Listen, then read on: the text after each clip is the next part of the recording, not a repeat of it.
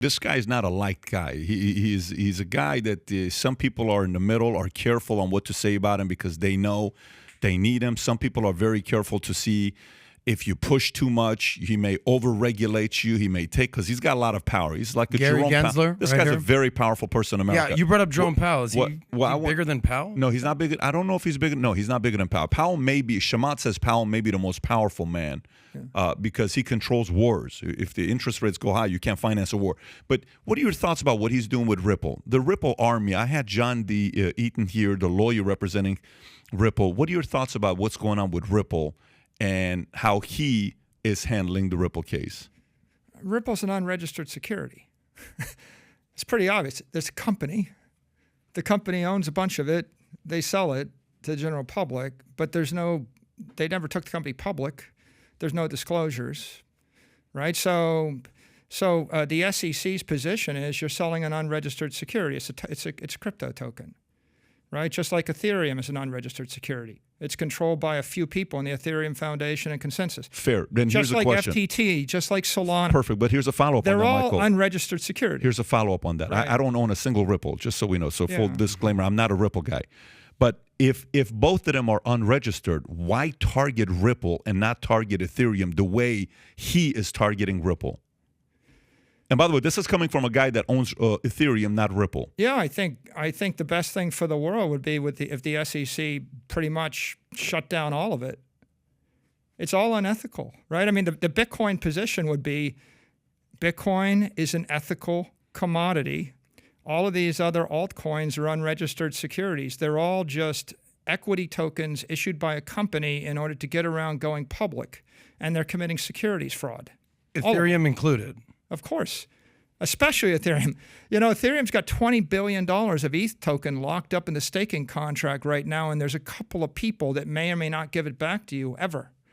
Now, isn't that the definition of investment contract? If a bank took $20 billion of your assets, froze the window and said you can't have your money back ever, maybe in the year 2024, we're not sure.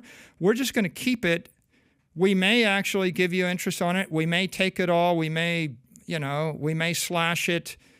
That's the definition of a security, right? It's an investment of money in a common enterprise, relying upon the efforts of others and expectation of profit. The whole point is if you want a crypto asset to be a commodity, you can't rely upon 4 engineers, a company, a CEO.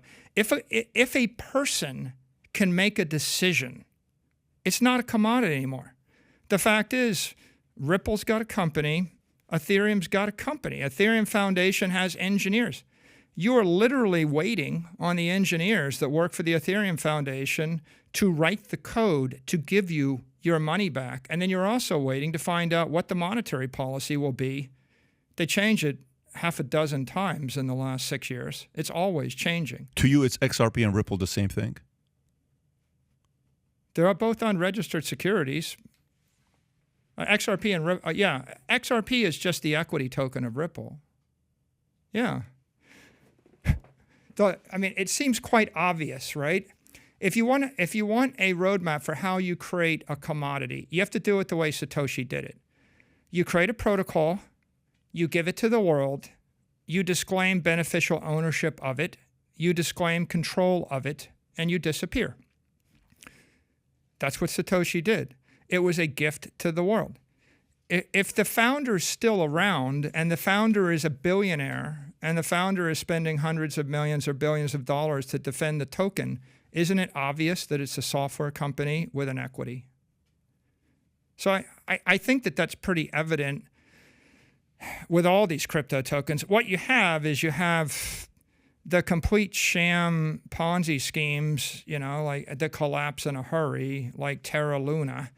Then you have crypto tokens that are unregistered securities that are perhaps somewhat pseudo-competently managed that don't collapse, but they're still unregistered securities, which makes them unethical to promote.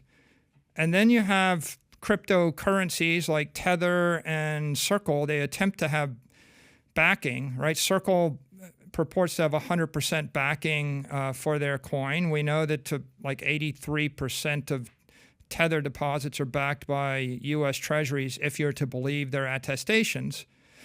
But again, those are not publicly traded companies. So I think the one thing that's missing in the crypto industry is, by and large, nearly everybody in the crypto market has never taken a company public. They don't understand securities law. They're like, if you're going to be kind, you're going to say they're well-meaning technologists that are enthusiastically pursuing new ideas. But generally, they're pursuing new ideas in an irresponsible, inappropriate, unethical fashion. Is that based on greed? What is that based on? The same reason Sam did it. It was one part greed, one part enthusiasm, go fast and break things, one part lack of adult supervision, right? What you could say is that the regulators ought to just be very, very clear. If you were very clear, you'd say, look, you've got like 180 days in order to register your token with the SEC, and you register and fill out these forms, give us all these facts, answer our questions, and we'll tell you whether you're a currency, whether or not you're a commodity, whether or not you're a security, and whether or not you're allowed to trade. And at the end of the 180 days, if you haven't actually registered, you're shut down and nobody can buy and sell and trade this thing anywhere in the world. And that would actually clean up the industry in a hurry. Order your Future Looks Bright hat. Click over here. And to watch the entire podcast, click here. Take care, everybody.